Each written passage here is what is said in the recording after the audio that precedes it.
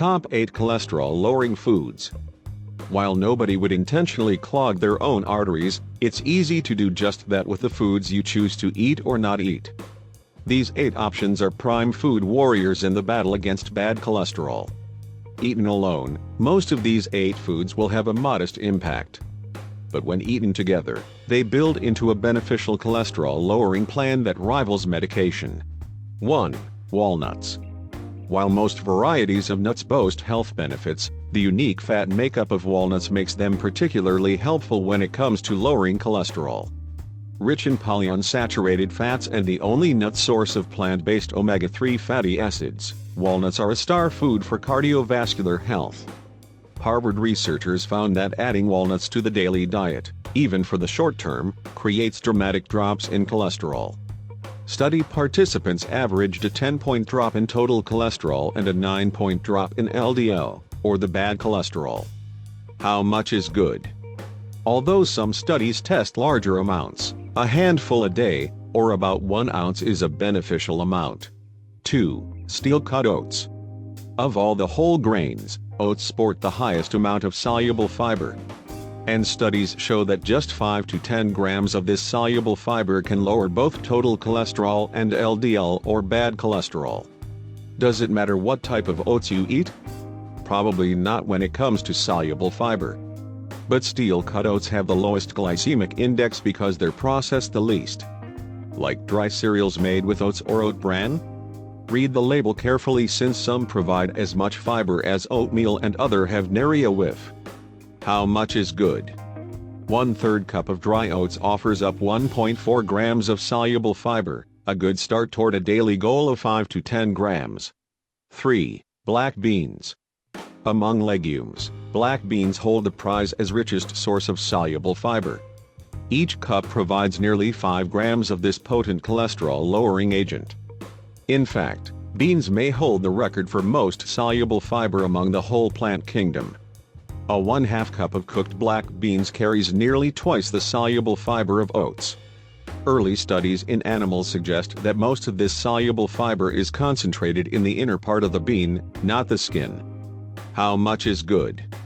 Start with January 2nd cup per day and work up to a cup of black beans or any kind of bean to make the biggest impact on cholesterol. 4. Apples. Over the last few decades, many reports suggest that polyphenols, antioxidant compounds found in apples and apple juice, may help inhibit the oxidation of LDL or bad cholesterol. Oxidation of LDL cholesterol is what leads to plaque buildup in arteries. Apples are also a good source of soluble fiber and have roughly the same cholesterol-lowering abilities as oats. If you're counting, 1 small apple harbors 1 gram of soluble fiber. Don't like apples? Many fruits sport comparable levels: 1/2 medium grapefruit, 1/2 large pear, 3 prunes, 2 dried figs, and 1 cup of strawberries. How much is good? Dare we say an apple a day is a good place to start? Better yet, maybe the new mantra should be an apple at every meal. 5. Salmon.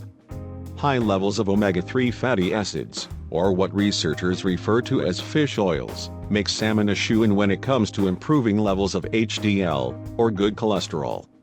In a study from the Western Human Nutrition Research Center, HDL levels shot up 10% when volunteers, all with normal lipid levels, ate a salmon-rich diet for 20 days. Another study found that men with high triglyceride levels can lower blood fat, a vehicle for transporting fat to cells, by 24% with supplements of fish oils, particularly oils found in fatty fish like salmon. How much is good? The American Heart Association advises eating fish twice per week, particularly fatty varieties like salmon, sardines, mackerel, and albacore tuna. 6. Barley. Cooking with barley may be uncharted waters for some, but this whole grain contains the same type of soluble fiber found in oats, making it a super healthy grain option. So it comes as no surprise that multiple studies document cholesterol-lowering benefits to barley. Pearled barley, the variety found most commonly in supermarkets, is minimally processed and contains most of the bran and endosperm. For even higher levels of fiber, but longer cooking times, you might want to try hulled or hulless barley, both different varieties of the whole grain. How much is good? Each 1/2 cup of cooked pearled barley contains about 1 gram of soluble fiber, a small step toward a daily goal of 5 to 10 grams. 7. Olive oil. Newer studies suggest the oil contains a powerful mix of antioxidants that can lower LDL, or bad cholesterol. When possible, opt for the extra virgin variety. Minimal processing helps keep more of its antioxidants intact. How much is good? 2 tablespoons of olive oil per day. The FDA recommends using it as a replacement for other fats like butter. 8. Flax seed. Rich in plant-based omega-3 fats, both flaxseed and flaxseed oil are used to reduce total cholesterol and LDL, or bad cholesterol. Studies are limited, however, and results are mixed. Still, one recent report suggests the cholesterol-lowering abilities of this little brown seed are more pronounced in men, lowering their cholesterol level nearly 10%. And many use the seed to promote good digestion and relieve constipation. And just 1 tablespoon of ground flax contains 16 grams of omega-3 fats. For women, preliminary research hints that 10 to 30 grams of flax seed, about 1 to 4 tablespoons, may offer some protection against breast cancer. How much is good? Experts aren't making any firm recommendations, but 1 to 2 tablespoons per day seems like a good place to start.